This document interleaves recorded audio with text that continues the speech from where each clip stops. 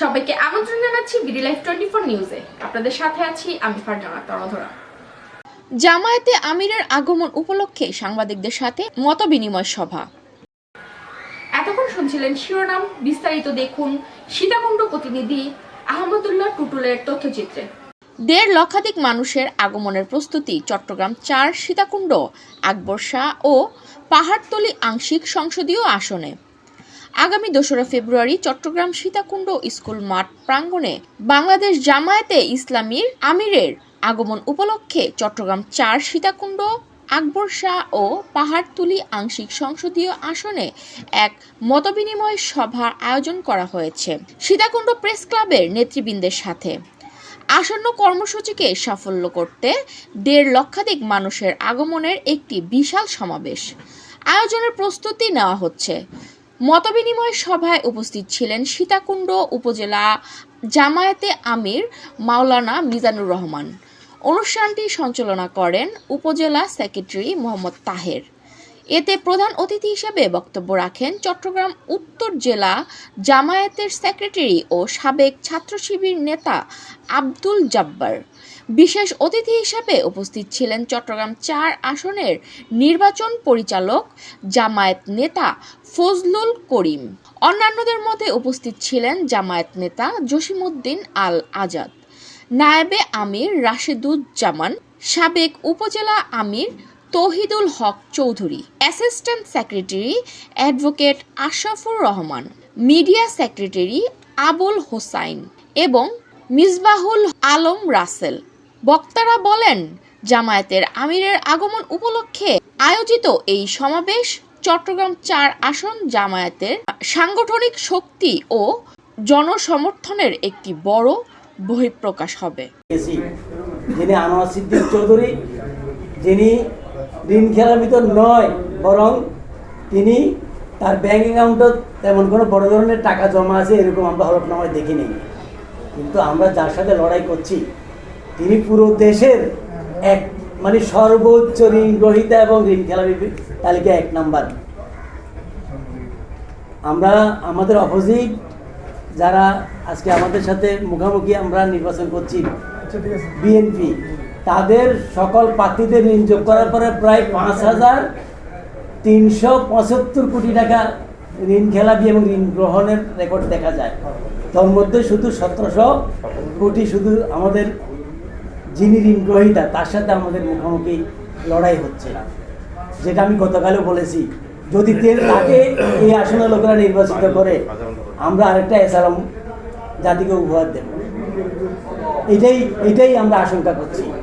এই বিষয়টি আপনাদের কলমে, আপনাদের লেখনে, আপনাদের থেকে আমরা জনগণের উদ্দেশ্যে এটা আশা করি। আমরা তো জুলাই বিপ্লব করেছি সকল অনিয়মকে ভেঙে সুরে নতুন বাংলাদেশ করার জন্য, অথচ আজকে 10 দলীয় জোট, 11 দলীয় জোট যেটা আমরা করেছি, এই জোটের অঙ্গীকার হচ্ছে জুলাই বিপ্লবীরা আমাদের সাথে আছে। দেশপ্রেমিক, স্বাধীনতার শক্তি, ভারত বিরোধী সকল শক্তি ঐক্যবদ্ধ হয়ে, ইসলামিক শক্তি ঐক্যবদ্ধ হয়ে আমরা নির্বাচনে লড়ছি। তাদের বিরুদ্ধে, ঋণ খেলাপির বিরুদ্ধে, সাদাবাজদের বিরুদ্ধে এবং যারা ভারতীয় আধিপত্যকে কি করে স্বাগত জানায় তাদের বিরুদ্ধে আমরা লড়ছি। সেই লড়াইয়ে আমরা সীতাকুণ্ড ৪ আসনে আনোয়ার সিদ্দিককে নিয়ে আমরা এগিয়ে যাচ্ছি। আপনাদের আমরা সহযোগিতা চাই।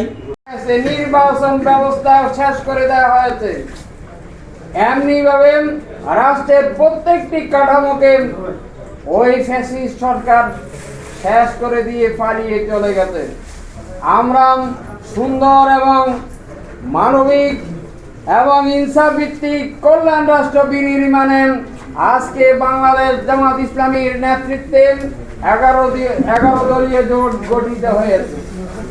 আগামী দিনে আমাদের আমির জামাত ঘোষণা করেছেন, যদি আমরা এই দেশের মানুষ আমাদেরকে গ্রহণ করেন, আমাদেরকে ম্যান্ডেট দেয়, আমাদেরকে যদি দায়িত্ব দেয়, তাহলে আমরা এই দেশকে আমরা ফুলে ফলে সুশোভিত করব। আমরা ইসলামের আলোকে, ইসলাম এবং ইনসাফের আলোকে আমরা এদেশের মানুষের আশা আকাঙ্ক্ষার প্রতিফলন ঘটাবো। আমরা যদি নির্বাচিত হই তাহলে এদেশে কোনো দুর্নীতি থাকবে না, আমরা একটা দুর্নীতি মুক্ত করবো এদেশকে। এরপরে এই দেশে কোনো চাঁদাবাজ থাকবে না। চাঁদাবাজের লোকদেরকে আমরা তাদের গুম হারাম করে দেব। এরপরে এই দেশে কোনো মাদক থাকবে না, যারা মাদকবাজি করেন তাদের গুম হারাম করে দেব।